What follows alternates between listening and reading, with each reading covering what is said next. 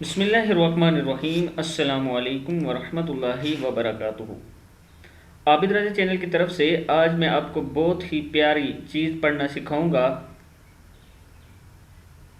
دوستو، آج جو چیز میں آپ کو سکھانے لگا ہوں یہ ہم ڈیلی 5 ٹائم نماز ہمارے کانوں پر پڑتی ہے، لیکن ہم غور سے نہیں سنتے اور اس کا جواب نہیں دیتے۔ آج میں آپ کو بتاؤں گا کہ رسول اللہ صلی اللہ علیہ وسلم نے اس کے بارے میں کیا فرمایا اور ہمیں کیا اذان کا جواب دینے سے جنت مل سکتی ہے۔ کتنا آسان سا کام ہے کہ اگر ہم 5 وقت کی نماز پڑھیں اور 5 وقت کی اذان کا جواب دیں تو رسول اللہ صلی اللہ علیہ وسلم نے اس پر کیا حدیث بتائی اور کیا فرمایا، وہ آپ لوگوں سے میں ڈسکس کروں گا۔ اس سے پہلے میں اپنے تمام دوستوں سے گزارش کروں گا کہ اس چینل کو آپ سبسکرائب کر لیں، بیل آئیکن پہ کلک کر لیں تاکہ ڈیلی آپ کو ایسی اچھی ویڈیو مل سکیں۔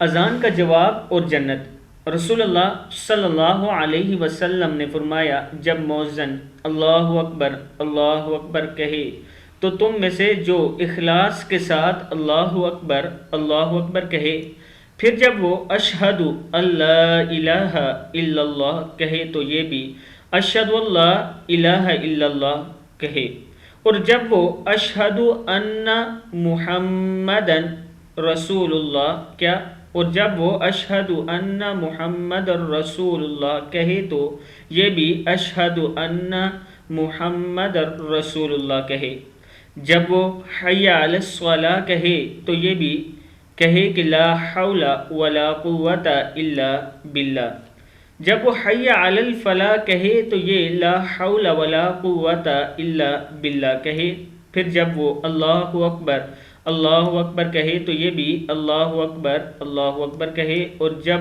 وہ لا الہ الا اللہ کہے تو یہ بھی لا الہ الا اللہ کہے۔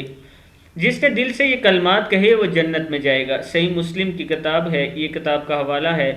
مطلب اگر آپ اذان کا جواب دیں، جو اذان آپ کے کان میں پڑتی ہے، جیسے جیسے مؤذن کہتا ہے آپ اس کا اتنی مرتبہ ہی جواب دیں، اس کا آپ کو کیا فائدہ ہوگا کہ رسول اللہ صلی اللہ علیہ وسلم کی حدیث کے مطابق آپ جنت میں جائیں گے۔ تو امید ہے کہ آج کے بعد جو ہی اذان سٹارٹ ہوگی آپ خاموش ہو جائیں گے، باتیں ختم کر دیں گے اور اذان کی طرف متوجہ ہو کر مؤذن کے جو الفاظ ہیں انہیں دہرانا ہے، ان کا جواب دینا ہے۔